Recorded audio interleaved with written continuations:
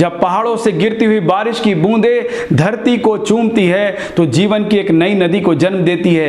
यह नदी केवल जल नहीं होती बल्कि सभ्यता, संस्कृति और संस्कारों की प्रवाह होती है। ऐसी एक सुंदर, शांत और समृद्ध नदी है हेमावती नदी, जो कर्नाटक की धरती की धड़कन है, जीवन की सजीव गाथा है।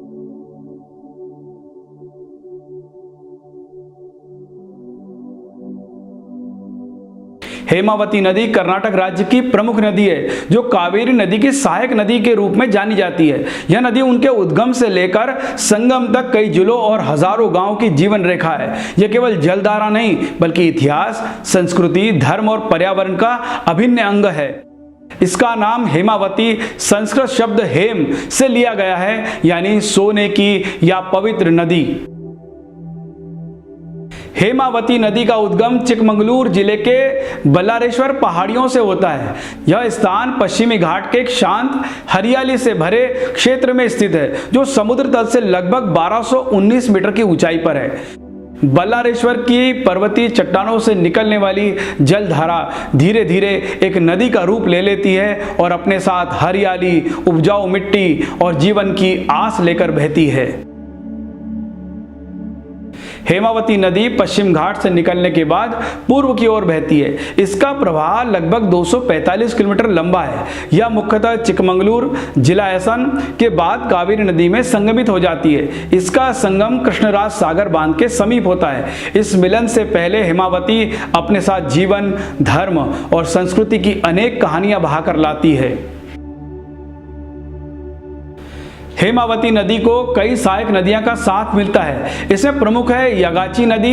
यह चिकमंगलूर जिले से निकलती है और हसन जिले में हेमावती से मिलती है। वेत्तवाहिनी एक छोटी सी सहायक नदी जो हसन जिले से जुड़ती है। हारंगी नदी यद्यपि वह कावेरी की सहायक है, लेकिन हेमावती के साथ इसका भौगोलिक संपर्क रहता है। इस सहायक नदियों की वजह से हेमावती का प्रभाव बढ़ता है और इसकी उपजाऊ भूमि में समृद्धि आती है।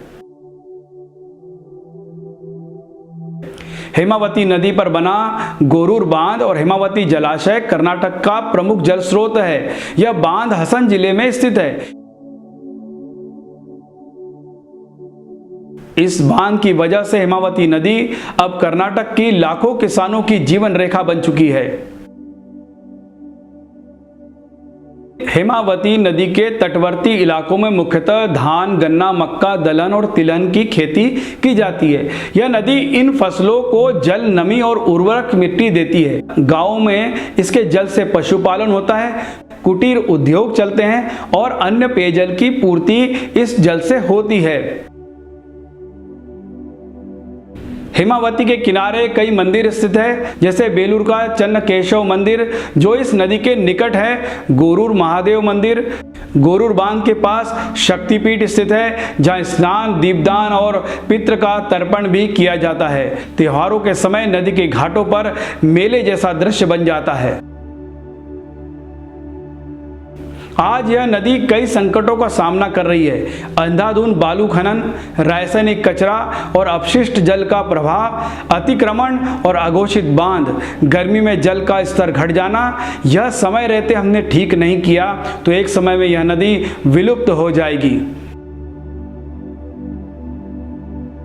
स्थानीय लोग भी वृक्षारोपण, स्वच्छता अभियान के माध्यम से नदी को बचाने में अपना योगदान दे रहे हैं। हेमावती कोई साधारण नदी नहीं बल्कि एक माँ है जो अपने बच्चों को जीवन देती है, उन्हें पालती है और फिर चुपचाप कावेरी में मिलकर लुप्त हो जाती है। हमारा फर्ज है कि हम उस माँ की रक्षा करें, उसके तटों को स्वच्छ रखें, उसके जल को शुद्ध रखें और उसके प्रवाह को अबाध बनाकर रखें। धन्यवाद।